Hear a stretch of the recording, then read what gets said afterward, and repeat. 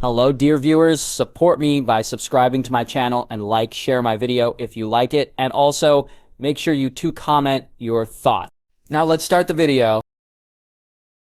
Harry read through the report in his hand from the Sea Dragons Academy of Magic. The number of students recruited into the academy for its first year was modest, but it was expected to be this way. The first batch of the academy only consisted of 14 students. It was a smaller number than he expected, but it was manageable. He had yet to attract a substantial number of learned men into the academy. Since he was not keen on ceding any academic ground to the maesters in his lands, he couldn't hire anyone from the Citadel to teach in the academy. This left him with the option of depending on his Valkyrie guards, as they were students of magic, and then tackling the non-magical subjects using acolytes from the Citadel. He also had a couple of good teachers from Essos under his employ, namely in art, carpentry, dye-making, pottery, and many other handicraft skills. "How is Kyla doing with the academy?" Harry asked, staring curiously at Absera, who returned from the academy to deliver the reports. "Mostly busy teaching the children and keeping the families together to build the settlement near the academy," Daenerys shrugged, playing with a quill in her hand. "As you wished, rudimentary runes classes, along with numbers and letters, have started for the batch of students." "I see," Harry nodded thoughtfully. "How fares the settlement?" "The people there have taken to fishing and hunting. Mostly hunting. They're clansmen from the mountains, after all." "Anything else?" he asked with a raised eyebrow. "The women serve in the castle's upkeep as cooks, sweepers, gardeners, and maids. So, Kyla has it handled." "I believe so," Daenerys smiled brightly. "How are you handling the lightning bow? Any troubles?" "Nothing so far. Kyla has trained me well." "Good. You'll soon get the opportunity to test your skills with the bow on a battlefield," said Harry. "Huh?" Alatura cocked her head to the side, looking at him in shock. "My father has given permission to rout the pirates and teach a lesson. The sistermen won't soon forget." "Truly?" Alanira's eyes widened upon hearing that. "If you don't mind me asking, what changed?" "A lot," Harry said with a chuckle. But before he could explain further, there was a knock on the door. "Come in." It was none other than Maester Marwyn on the other side of the door. "Apologies for disturbing you, my lord. We'll speak more on the morrow. You must be exhausted from your travels. You may rest today, but you will start training with Alcira tomorrow. I have arranged with her to train you in magical combat. You'll need it before it is time to set sail to the Three Sisters." Alanera was understandably gobsmacked, but she reserved her opinions for later when they were not in the company of one another. So, she bowed and moved out of his office. "You were saying, Master," Harry nodded at the older man, curious to hear what the Maester had to say. "A raven came from Riverrun, my lord. Lord Edmure and Lady Aliziang have welcomed a healthy girl into their home. Uncle Edmure must be delighted," Harry said, a smile stretching across his face. "I shall write a congratulatory note right away. Then I'll have it sent promptly, my lord." "Is there any word from Winterfell?" "Surely this calls for a visit to Riverrun. I'm sure my mother would prefer to see her niece as soon as possible." "I shall check with Winterfell, my lord. They might be a day away from the castle, but are you sure a visit is due at this time?" "Why not?" Harry asked with a raised brow. "My lord, war looms on the horizon. Your absence might adversely affect our efforts against the Sistermen." Harry leaned back in his seat, knowing the veracity of that statement. His fleet was still in the process of smashing away all the natural defenses protecting the Three Sisters. Once that was done, the bulk of his fleet would move in to hunt down all pirates based out of the islands. If need be, a land invasion was planned to decisively defeat the Sistermen for good. He had thought deeply and hard about holding on to the islands, and it was his conclusion that it was bound to be a waste of resources. The resources he spent to crush the Ironborn and keep them confined to their islands had taught him the need for local support. It was for this reason he was hoping to purchase the cooperation of some of the lords of the Three Sisters to keep the peace. It was tempting to take the three islands by storm and impose the North's dominion through force, but he would be all for it if he could achieve the same without throwing away too many lives and gold in a pointless war. After all, the ultimate goal was to secure the bite from hostile foes out to disrupt trade in the region. Taking possession of the islands would only embroil them in a long, costly war. "I guess we should finish the war with the Sistermen quickly, then," Harry thought aloud, turning his attention to the map pinned on the table to the side where his war plans were laid on the table with position marked. "Send for John. I think it is time that we gather our fleet at White Harbor and Oldcastle." Harry stood up and moved closer to the table, pinning his eyes on the island closest to the north, the Long Sister. Daenerys stared in horror at the gigantic wolf towering over her. Its mane was pitch black with its head touching the dark clouds hovering in the sky. Its eyes were golden yellow, burning like twin suns. In its eyes, she could only see an animalistic rage that threatened to devour her or tear her apart with its sharp canines. She let out a terrified scream and ran as far away from the terrifying wolf as possible. But her escape was cut off when the wolf jumped over her and placed itself across from her with a low growl. She fell on her back, terrified out of her mind. Her entire body felt cold and her limbs locked up in fright as the wolf towered over her. Suddenly, out of nowhere, 3 dragons came to her rescue and began battling with the terrifying wolf. Dany scooted backwards, her heart racing while keeping an eye on the fight. But dashing all her hopes, the wolf let out a horrifying cry that made the earth tremble. This was followed by a deft swing of its massive paw, which smacked the 3 dragons out of the sky. Mountains crumbled around her, making Daenerys scream in fright. A shower of rocks upturned the ground around her. Great gales of wind uprooted ancient trees from their abodes. When the dust settled, she saw 3 dragons cowering in fright on the ground, while the massive black wolf stood victorious over them with eerily glowing yellow eyes. Before her wide, terrifying eyes, the wolf suddenly grew wings and breathed fire into the sky. But instead of feeling the heat of the flames, she found the sky started to snow. The 3 dragons lay prone on the ground, whimpering in pain with their wings and limbs twisted at odd angles. The wolf suddenly glared at her, and in the next moment she woke up with a gasp. Daenerys found herself breathing heavily as she stared at the ceiling in her room. Small rays of sunlight were slipping into her room from in between the drapes covering her window. She closed her eyes and calmed her racing heart down. Again, the same dream, she thought as she wiped the sweat off her forehead with the back of her hand. Daenerys slipped out of her bed and decided to take a bath to escape the effects of the dream somehow. Ever since she saw Reborn, she had dreams about dragons and wolves. She knew why it was so. The Starks had seared the fear of gods into her soul, and she couldn't help but see those terrifying stormy gray eyes most nights. The frightening power the Starks displayed was unimaginable. She had only heard stories of Valyrian sorcerers capable of changing the landscape on a whim with their magic. But those were just stories. The power shown by the Stark brothers was very much real and terrifying. So it made it all the more difficult for her to sleep peacefully when her brother was planning to invade Westeros. She had often considered her brother sweet and loving in his own way. Her earliest memories showed how much her brother loved her and was always there to care for her. No matter how terrible, she could depend on her brother. It was the loss of their mother's crown that pushed her brother to the edge of madness and cruelty. Ever since her brother was forced to sell their mother's crown in Braavos, her sweet brother was never the same again. But his cruelty was never as pervasive as now with the purchase of 1,000 unsullied soldiers. She couldn't help but fear what her brother would do once he landed in Westeros, commanding an army of Unsullied and Sulords. The Unsullied were famed for their discipline and skill, bred to be the perfect soldiers. Daenerys had heard stories of their unwavering loyalty and relentless efficiency, but those tales carried a chilling weight when tied to Viserys' insatiable thirst for power. The thought of him wielding such a force sent a shiver down her spine. He had always been a man driven by his desire for the Iron Throne, but the prospect of him gaining an army that could enforce his will was a nightmare she could not shake. She came to fear her brother leading a highly disciplined army like the Unsullied, because he had seen her brother use the soldiers to kill and beat up the servants of Magister Illyrio's manse. Daenerys rolled out of her bed and stood on the balcony of her room. The early light of morning smothered her skin with warmth. She took a deep breath and looked at the peaceful city. The manse had expansive grounds, but she could hear the sound of the sea. And if she looked hard enough, she could see the top portion of the masts of ships in the harbor. Pentos was a beautiful city, and she could imagine herself living here. In Mare, the city was filled with fumes from glass foundries aplenty, littered across the streets. Not just glass, but also different aromas of dyes filled the morning air of the fallen free city.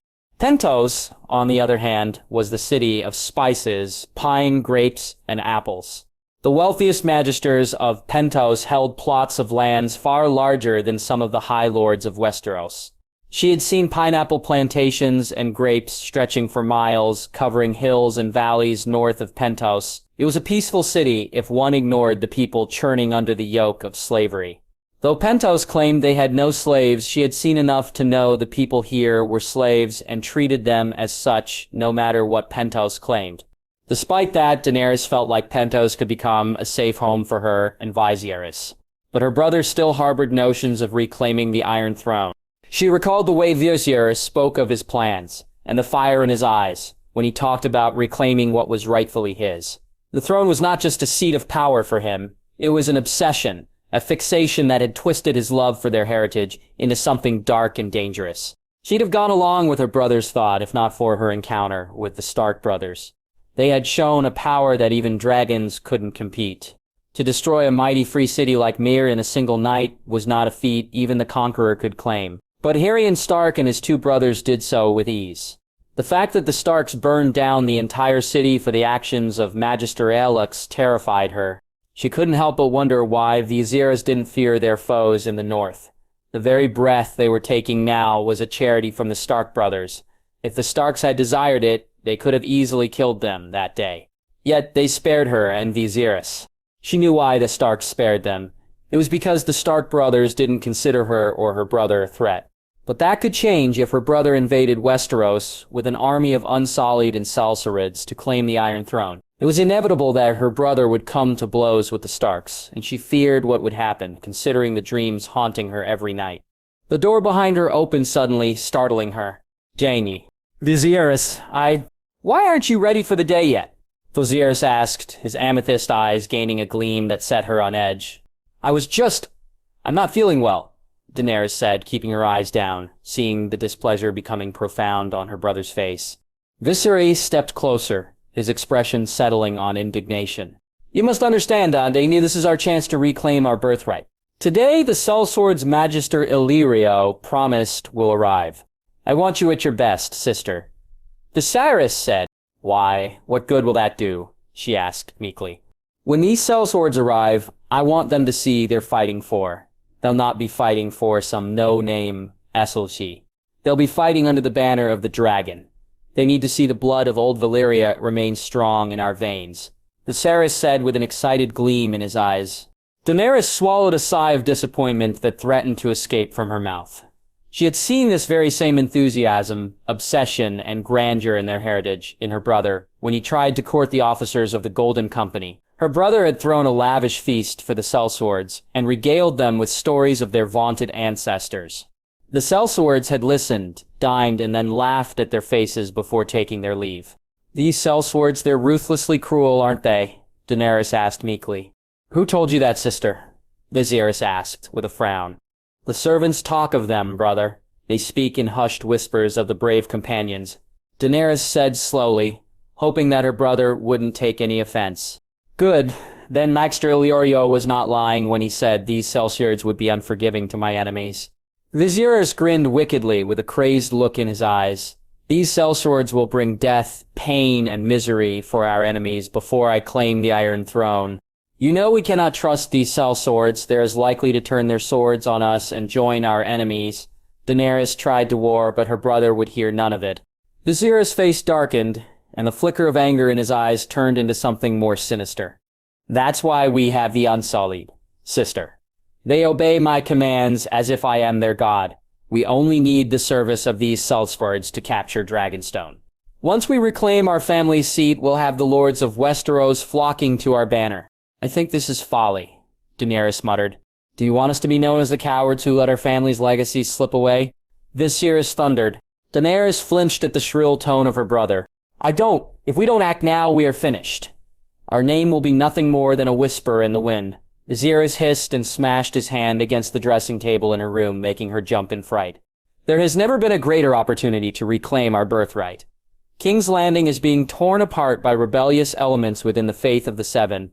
The usurper's allies have forsaken him, and Dorne stands ready to support us once we land. Viserys smirked, thinking of the bloodbath he'd unleash once his army touched the shores of Westeros. Daenerys wanted to argue further, and turn her brother away from making a mistake.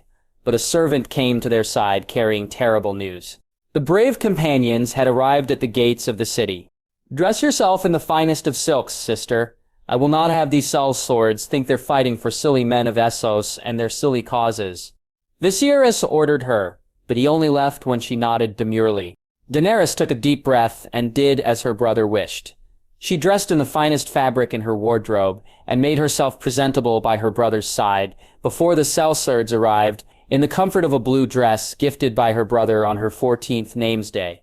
She stood by his side waiting for the sellswords to arrive.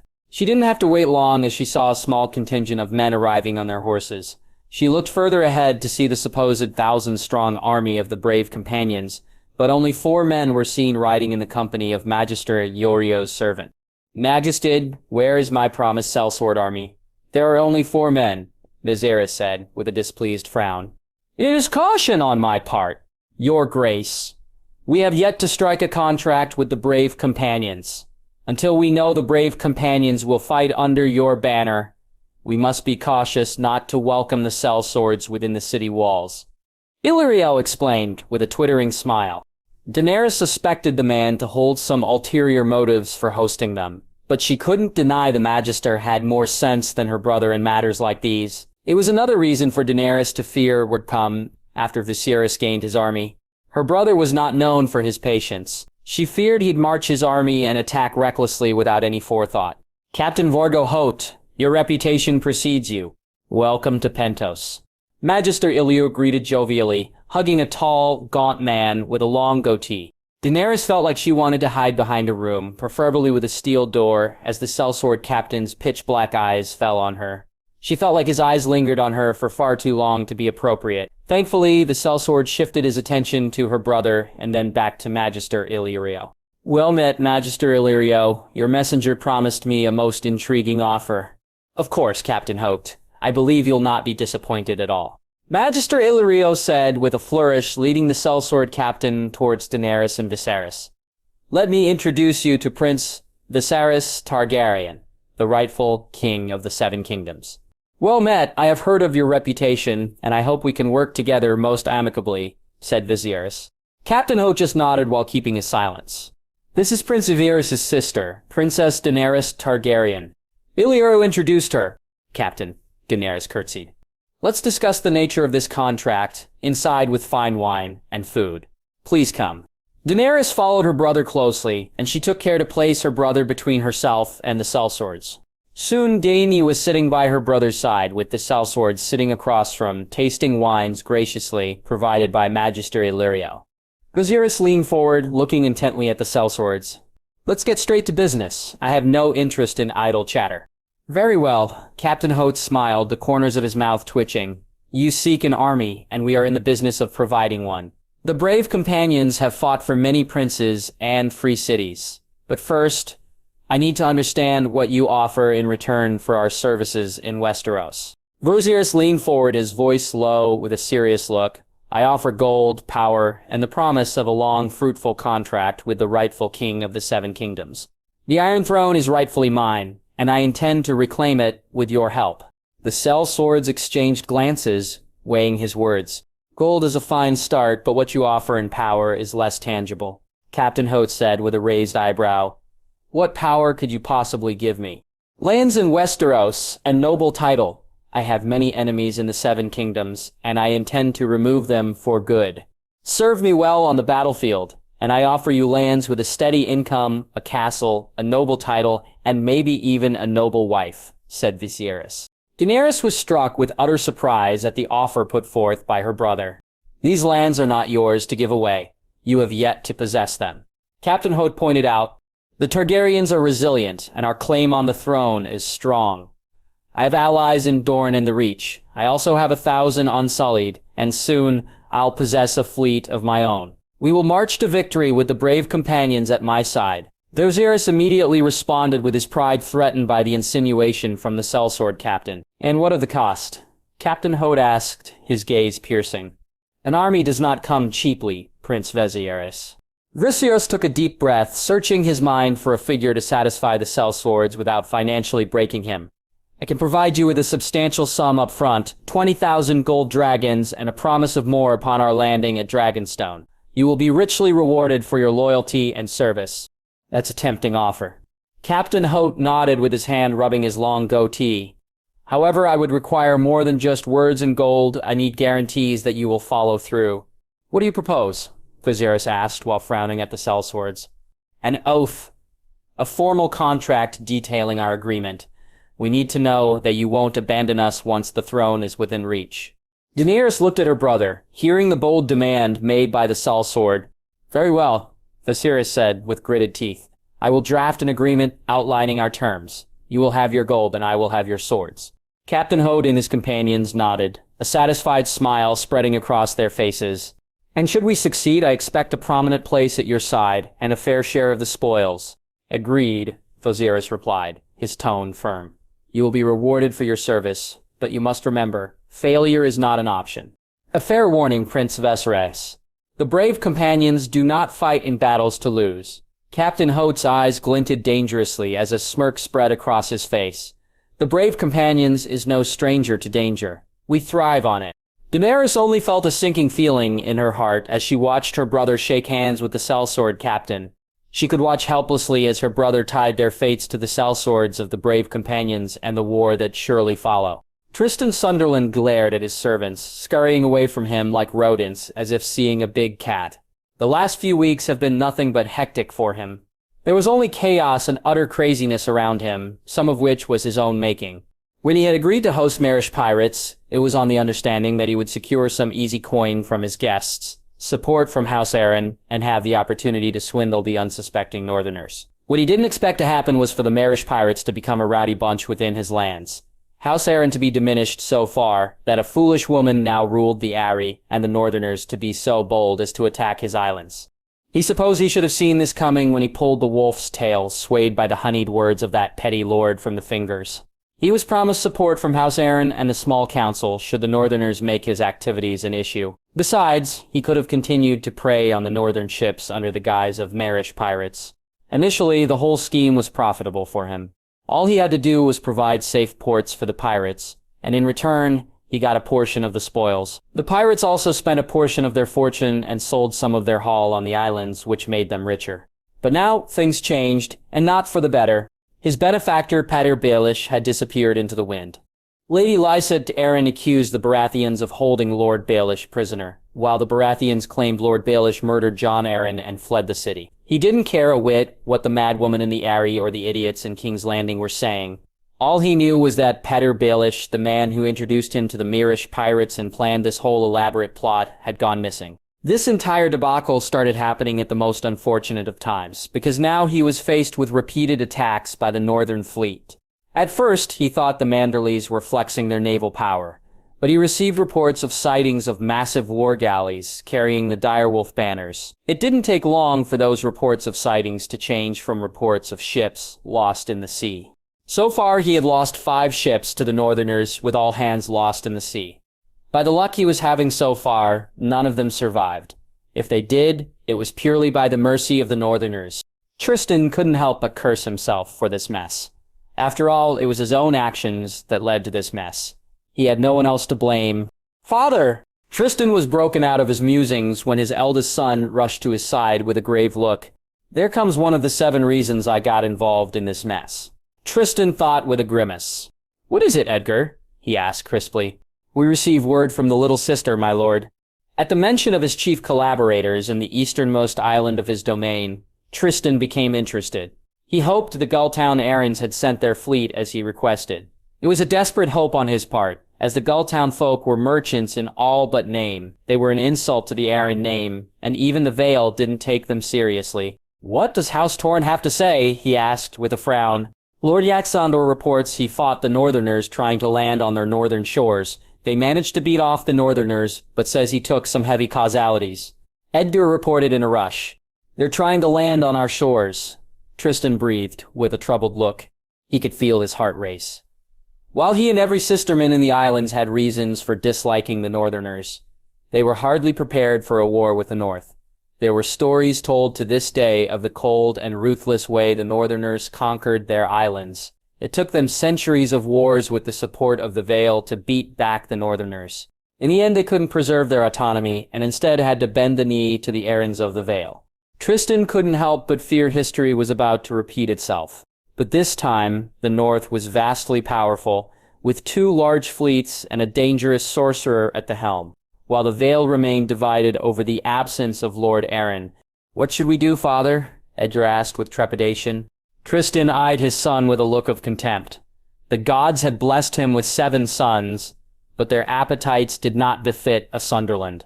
He blamed their mainland mother for filling their heads with stories of knights and grandeur. If his sons hadn't been taken so seriously by the need to become knights, he wouldn't have agreed to host the pirates and help raid northern ships. The cost of buying finely bred destriers alone was crippling to his finances. Then, he had to purchase plate armor for all his 7 sons in their foolish quest to become knights. He had no choice but to take loans to cover his costs, which landed him in debt to the likes of Baelish and some Marish lenders. Even if he wanted to turn against his benefactors, it only further damaged his reputation and that of his house. Besides, if he spent time and resources to hunt down the pirates he gave refuge in his lands, he'd be only making things easy for the Northmen. No, despite what he thought of his past decisions, Tristan knew his only option was to defend the islands and hope the Lords of the Vale barter a peace agreement with the North. "We weather the storm as best as we can," Tristan said to his eldest son with grim determination. "Gather the rest of our captains. We'll have them increase patrolling the shores of Longsister. Send a raven to Lord Boral to do the same." "Yes, father," Edgar nodded and made to walk away. "Edgar," Tristan watched his son pause and look at him curiously. "Take your brothers and give them enough men to patrol our shores. If a single northern boat lands on our shores, I want them to be there to defend our lands. But they wanted to be knights. They'll now serve our people as knights should," Tristan said with a glare that shut up his son. Tristan sighed, watching his eldest walk away. He supposed some of the blame should fall on his shoulders. He shouldn't have indulged his sons, swayed by the last words of his wife. Training them to be knights was his way of honoring his dead wife. He spent the rest of the day sending word to all villages inland to gather more men for the war that was on the horizon. After working almost till midnight, fussing over the supplies, sending messages to his fellow lords and making sure the armory of his castle contained enough weapons, Tristan went to sleep. However, sleep didn't come easy to him. His mind was haunted by the prospect of battle. He lay there awake in bed as the night smothered his lands in darkness. Suddenly, he heard the faint sounds of screaming. At first, he thought it was his imagination. But then, bells started tolling and Tristan jumped out of the bed. He rushed out of his room and moved to the other side of the castle, facing the sea. His mouth dropped open and he stared at his harbor in horror. There was a blazing inferno burning through parts of his fishing harbor. Tristan immediately rushed out of his castle, gathering his guards and as many men as possible. He wanted to make sure it was an accident and control the fire before it could spread. There were galleys in his harbor undergoing some repairs, and he needed to keep them safe. "Get the fire under control, you fools," Tristan roared as he cajoled his men to act before the entire harbor turned to ash. The stars hung low over the tumultuous waters of the Bight as Jon prepared for a venture unlike any he had undertaken before. The stench of salt filled the air, a stark contrast to the crisp, clean scent of the north. This was the first time he was solely in command of a battle, and he didn't want to disappoint his brother. Targaryen only gave him one directive, to force the sistermen to sue for peace. He was allowed to achieve this goal by any means necessary. That was how he came to possess the Nimbus as his flagship for the battle. The Nimbus was one of the new airships his brother had commissioned at Avalon. It was designed by the finest Lysini craftsmen and shipbuilders working in tandem with his brother and the shipbuilders of Avalon. Unlike the Liberator, the Nimbus was built with a sleeker design and hosted a chamber within the hull of the airship to host dragons. A portion of the bottom of the hull right now hosted Sundancer, but unlike the magical trunk, there was no pocket dimension with a habitat. The Nimbus was designed to pursue a fast-paced war. It was even faster than the Liberator, the most powerful airship in their arsenal. However, unlike the Liberator, the Nimbus was designed to function only as an airship. There were no sails on his ship, unlike all other airships in Avalon. The Nimbus came to an abrupt stop, keying Jon to the fact that they reached their destination. Jon looked down from his observatory at the land lying directly below. A lighthouse with a large torch burning near the harbor made it easy to identify the general location of their target. House Sunderland ruled the Three Sisters, and his brother's investigation into the pirate activity in the region pointed to one Tristan Sunderland. So it became obvious who deserved their ire, and his brother was all about making an example of people who dared to harm the North's interests. It just so happened that House Sunderland presented itself as a convenient target for displaying House Stark's true power. Jon watched dispassionately as caches of wildfire were dropped from the sides of the airship. Some of that wildfire must have landed on the lighthouse, because the lighthouse lit up with bright green flames. The wild, untamed flames of wildfire roared to life, and spread out in every direction. It consumed everything in its path, and ignited the other caches of wildfire splattered on the ground. It didn't take long for a portion of one of the largest harbors in Longsister to be consumed by fire. With the fire spreading in all corners, Jon issued new orders for Attila, who was captaining the ship. The bombardment of the harbor using wildfire caches was put on hold while Jon left his observatory to the base of the Nimbus's hull. He found Sundancer quietly munching on the burnt carcass of a bull. The smell of burnt flesh invaded his nostrils, making Jon grimace a bit. The dragon keepers his brother had provided were standing 3 spear length away from his golden dragon. The dragon keepers were mindful always to keep their distance from Sundancer. His dragon was temperamental and disliked anyone else coming too close, even if it was to feed the dragon. Winter, on the other hand, was a sweetheart and showed no hostility to anyone. The ice dragon spent her days munching on barks of trees and weirwood leaves. Sundancer growled as he drew closer. The dragon's eyes tracked even though Sundancer was munching on a meaty leg. Jon could hear the crunch of the bones as Sundancer crushed the bull's bones between its teeth. Sundancer! The golden beast turned its burning yellow eyes on him fully. It let out a throaty growl and nudged his palm with its snout. He felt the heat of Sundancer's presence, rekindling the bond he shared with the dragon. "It's time to burn some of our enemies," Jon whispered as he rubbed golden scales along the long neck of his dragon. "Are you up for it, Sundancer?" The dragon reared its head and let out a mighty roar that echoed inside the chamber. Sundancer lowered his neck and angled it in a way that made it easier for Jon to climb into the saddle. He secured himself on the riding harness and took the reins tied to the horns of Sundancer into his hands. He had the reins tied loosely to the crossbar on the harness. "Fly with me, Sundancer," Jon muttered, patting the side of his dragon's neck as a portion of the hull opened, allowing the salty, cold air to rush into the chamber. The wind whipped around him as Sundancer leapt from the airship. "Woo!" Jon howled as they plummeted to the ground, but Sundancer unruffled his mighty wings, and they glided through the air smoothly. As the wind rushed past his face, the thrill of flight turned into the rush of battle coursing through his veins. They circled the harbor, and Jon searched for the most critical target. Fortunately, it was easy to find the ships tied to the port thanks to the column of fire illuminating what was supposed to be a darkened night. Jon inhaled sharply and pressed upon the harness tightly. "Dive," Jon roared. Sundancer answered with a happy growl and dived without hesitation. The rush of wind was expected, and he leaned against the harness, holding on tight as the night's cold air rushed past his body. He tugged at the reins, directing Sundancer to bank left to cut a path straight towards the ships. Sundancer picked up speed and rushed towards the ships like a golden bolt. The light from the burning wildfire made Sundancer glow like a second sun. Jon felt the blood pumping through his veins as Sundancer neared the row of ships, neatly aligned to his comfort. Dracarys. Sundancer happily unleashed his golden flames. A torrent of fire engulfed the ships as Sundancer breathed a long line of dragon fire across the ships. Wood cracked and splintered under the intense heat of dragon fire. One galley just blew up in a spectacular fashion, which made Jon laugh at the sight. The ships became floating pyres as the crews jumped ships to save themselves from a fiery death. The screams of men drowned out everything else until Sundancer let out a powerful roar that shook the sky and earth. Chaos erupted on the ground below as people ran for cover, seeing a dragon breathing fire and death upon their heads. They ran aimlessly, and those who could have directed the people below to a semblance of order were nowhere to be seen. Jon maneuvered Sundancer with expertise and determination to destroy all ships of House Sunderland. He began destroying ship after ship, and sometimes he veered off into the interior to strike terror in the hearts of men. Soon the harbor was consumed by the golden flames of Sundancer, turning it into a scene of carnage. Jon watched the combination of dragonfire and wildfire create great gales of fiery winds that swept buildings, people, and trees into a storm of fire. The heat was so intense, Jon urged Sundancer to stay high while circling the harbor. With the harbor turning into a fiery hell, Jon turned his attention to the castle.